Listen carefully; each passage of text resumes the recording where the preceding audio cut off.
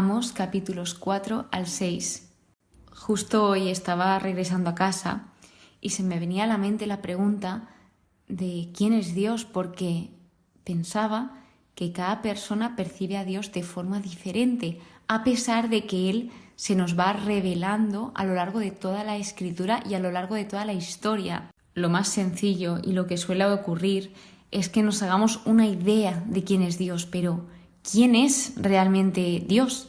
Pues en las Escrituras es donde encontramos esa verdad de quién es Dios, y esto nos lo va describiendo progresivamente. En este caso Amós nos va diciendo quién es Él. Nos encontramos en un punto donde el profeta se encuentra denunciando sobre todo la corrupción, denunciando a los ricos, a las personas que eran los supuestos fuertes, que oprimían a los pobres, a los débiles y se aprovechaban de ellos. Entonces va denunciando esa opresión, ese maltrato, el cómo están siendo egoístas con los demás. No se preocupan del prójimo, sino que solo piensan en ellos mismos. Entonces, al suceder todo esto y al tratar tan mal al prójimo, Dios jura por su santidad, Dios jura por su propia existencia que vendrá un juicio para corregir todos estos errores y todo esto que estaba sucediendo, que estaba afectando a tantísimas personas. También habla de la hipocresía religiosa. Lo que nos viene a decir aquí es que sí, está muy bien que ellos ofreciesen sacrificios, holocaustos, que diesen ese diezmo y que ofreciesen esas ofrendas voluntarias, pero que esto no les servía de absolutamente nada si seguían tratando igual de mal a su hermano, a ese prójimo. O sea, ¿qué sentido tiene que una persona sí cumpla todo al pie de la letra, pero luego trate fatal a los demás? Así que, tal como estaba el asunto, este juicio y esta corrección viene para intentar que el pueblo se volviese hacia el Señor, que corrigiese su conducta. Sin embargo, a pesar de que ellos sí que fueron corregidos, siguieron rechazando al Señor. A pesar de que Dios está haciendo de todo para que ellos se den cuenta y de que de verdad tengan una vida plena y sean felices, a pesar de todo esto, de que Dios hace lo imposible por cada uno de nosotros, ellos siguieron con ese rechazo, fueron desagradecidos, no agradecieron todo aquello que se les estaba dando.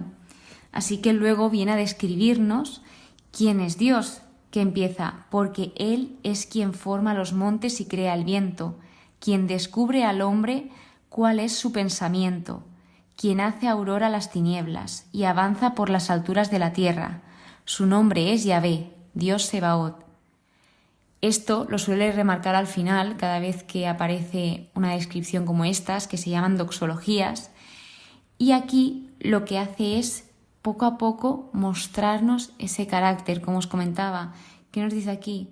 Que Dios es creador, Él es hacedor, es conocedor, Él nos conoce, sabe cómo somos. No podemos ocultar nuestra forma de ser ante Dios, porque sí, podemos ocultarla ante los demás, pero ante aquel que nos creó y que nos dio vida es imposible escondernos de Él.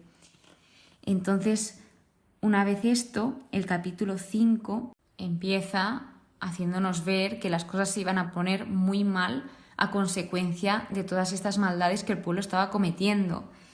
Sin embargo, el Señor vuelve a darles otra oportunidad y les vuelve a invitar a buscarlo a Él. Dice: buscadme a mí y viviréis. Y en este contexto, ¿qué significaba buscar a Dios? Significaba frecuentar su santuario e interrogarle por medio de un hombre de Dios. Hay otra frase así que es buscar el rostro de Dios, que aparece bastante en la Biblia, que esto se refiere a buscar la presencia de Dios para conocer su voluntad y conformarse con ella.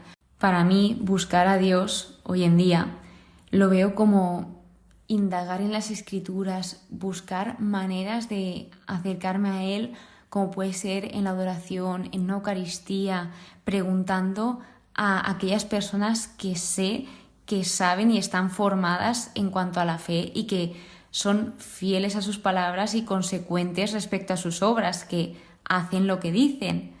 Luego continúa volviéndonos a describir un poco más sobre quién es Dios.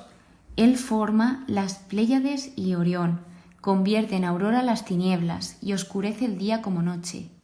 Él es quien reúne las aguas del mar y las derrama sobre la faz de la tierra. Yahvé es su nombre. Él es quien provoca la ruina de la fortaleza y acarrea la destrucción sobre la ciudadela. Luego también lo que les invita al Señor a buscar es el bien, no el mal. Este era la cura para el pecado de Israel. Id a buscar el bien para vivir, y si buscáis el bien, estará con vosotros Yahvé Sebaot. Luego prosigue diciendo: aborreced el mal, amad el bien, implantad derecho en la puerta. Quizá Yahvé Sebaot tenga piedad del resto de José, refiriéndose al pueblo de Dios. Aquí que vemos que Dios es bueno y que Dios ama el bien y aborrece el mal. Por lo tanto, todo aquello que es malo no viene de Dios. Dios, Él ama la bondad y aborrece la maldad, al igual que la soberbia y todo lo que estaba sucediendo en este contexto de esos ricos aprovechándose de los pobres. Otra de las cosas que sucedía en este punto es que pedían cosas que no sabían lo que realmente eran, y en este caso ellos ansiaban que llegase el día de Yahvé, cuando el día de Yahvé, lo que se refería en este mismo contexto, era un día de tinieblas y de oscuridad. No era ese día de esperanza que en otro contexto sí que ha significado ese día de Yahvé. Porque, para entenderlo mejor, nos podemos centrar en la época del destierro. Está antes del destierro, que el día de Yahvé aquí significaba un día de cólera, con esa amenaza de una invasión devastadora.